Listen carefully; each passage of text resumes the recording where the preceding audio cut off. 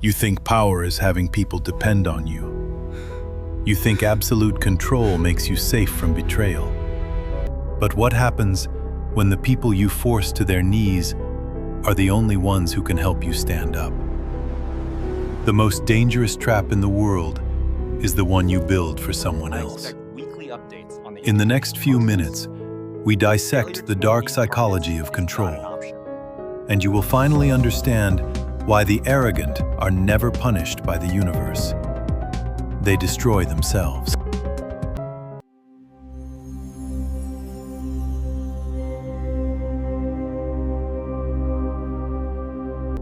Vincent loved to feel needed. He wasn't a fraud. He was genuinely brilliant. As a founder and primary provider, he built his empire on razor-sharp intellect and relentless work ethic. He was the ultimate problem solver. At work, at home, in his relationships. He had to be the center of the universe.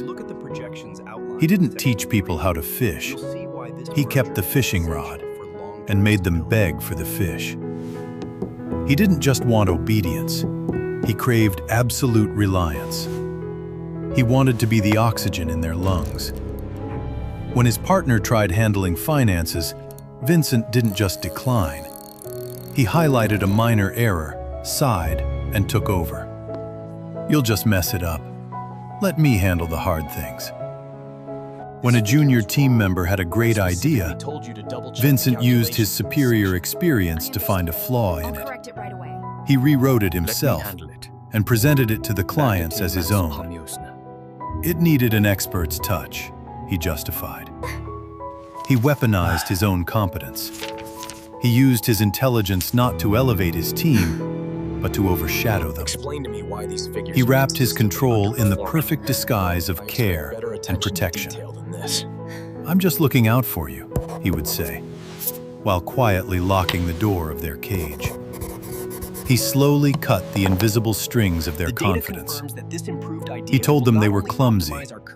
He told them they were lost without him. He made them question their own memories, their own skills, and their own worth. And eventually, they believed it. They stopped trying. They stopped thinking. They became puppets, waiting for Vincent to pull the strings. And Vincent? He felt like a king ruling over a kingdom of shadows. Then, the storm hit. Not a natural disaster, but the inevitable collapse of a bottleneck. Even a genius has a breaking point. A massive crisis struck his business because Vincent refused to delegate and micromanaged every single detail. A sudden market shift completely overwhelmed his mental capacity. He couldn't approve everything at once. Deadlines were missed. The bank was calling. The investors were leaving. His health was failing under the crushing weight of doing the thinking for everyone. For the first time in his life, Vincent was entirely overwhelmed. He was physically and mentally paralyzed by a severe burnout. His hands, which had spent years arrogantly pulling the strings, were now trembling from sheer exhaustion. He couldn't fix it alone. He needed his team. He needed his partner. He needed his people to step up and fight for him. He called an emergency meeting. He threw collapsing financial reports onto the table, his chest heaving from panic. "I need you to step up," he demanded, though his voice cracked with unfamiliar desperation. "Take over these accounts, make the executive decisions, fix this." He waited for them to rise to the occasion. He waited for the rescue. But the room was completely silent. No one moved. No one stepped forward. It wasn't because they hated him. It wasn't because they wanted revenge. It was much worse. They looked at him with blank, terrified eyes. They looked like soldiers stripped of their weapons years ago, suddenly ordered to fight. "We can't," they whispered. "You told us we weren't smart enough. You told us to never act without your permission. We are waiting for your instructions." Vincent gasped. He looked at the people around him. He saw the broken wings he had personally clipped. He looked into their eyes and saw nothing but the reflection of his own oppression. He realized the terrifying truth. He was drowning, and he was surrounded by people he had intentionally conditioned to forget how to swim. They were perfectly trained to obey. But a sinking ship doesn't need obedience. It needs leaders. And Vincent had destroyed them all. The ship sank, not because of the storm, but because of the captain's ego. This is the ultimate law of karma for the controlling mind. Karma isn't a lightning bolt striking from the sky.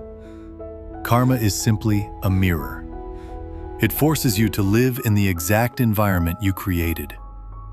When you break people's legs so they can never leave you, you cannot ask them to run for help when you are bleeding. When you drain the life out of your ecosystem to feed your ego, you will eventually starve in the wasteland you made. Vincent didn't build an empire. He built a room full of paralyzed dependents. And the weight of their engineered incompetence is exactly what dragged him to the bottom of the ocean. Control is not leadership. Diminishing others does not make you a giant. It just leaves you surrounded by people too small to help you. True power is not making people need you. It is giving them the strength so they don't need you, but they choose to stay anyway.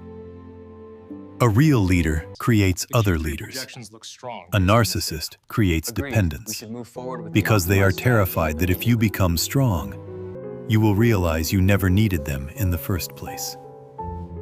If you have to make someone else feel weak just so you can feel strong, you are not a king. You are a prisoner of your own insecurity. We all know of Vincent, someone who holds the strings so tight they choke the life out of everything they touch. But karma isn't a mystical force. Karma is just the consequences of the cages we build. So ask yourself, are you clipping someone's wings just to keep them from flying away? Or are you letting someone clip yours? Have you ever crossed paths with a Vincent? Let's do a quick check in the comments. If you have successfully escaped a controlling person, type the number 1. If you are still secretly fighting to cut your strings right now, type the number 2. Just a single number. You are not alone. I read every single comment. And if this psychological story gave you a new perspective today, make sure to hit subscribe. We've analyzed the risks. Let's keep breaking these invisible chains together. Very well. I'll see you in the next one.